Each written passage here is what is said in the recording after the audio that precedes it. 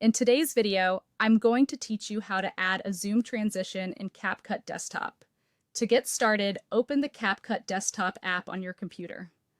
Once the app is open, you can either create a new project or open an existing one, depending on where you are in your editing process. If you're starting fresh, just create a new project and import your footage. If you already have a project ready, open it and head straight to your timeline. Next, add 2 or more video clips to the timeline. For a transition to work properly, CapCut needs at least 2 clips placed one after another. After that, position the clips next to each other without any gaps. This part is important because if there's empty space between the clips, the transition may not apply the way you expect. Make sure the end of one clip touches the beginning of the next.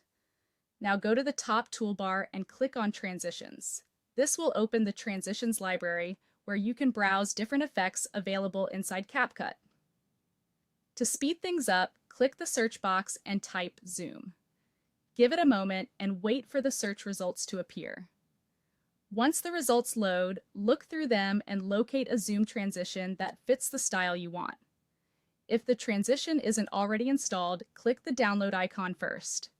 Wait for the download to complete before trying to apply it. This only takes a few seconds in most cases, but it's important to let it finish so the effect installs correctly. Once the zoom transition is ready, click the plus button to apply it, or simply drag the transition between the 2 clips on your timeline. Then wait for the transition to appear on the timeline. When you see it placed between the clips, that means CapCut has added the effect successfully. If needed, adjust the transition duration. A shorter duration will make the zoom feel quicker and more energetic, while a longer duration can create a smoother, more cinematic movement.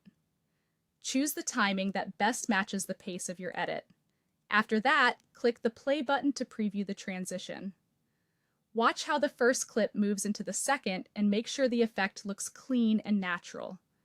If everything looks good, you can confirm that the zoom transition has been successfully applied. And that's it. You've now added a zoom transition in CapCut Desktop and previewed it to make sure it works exactly the way you want.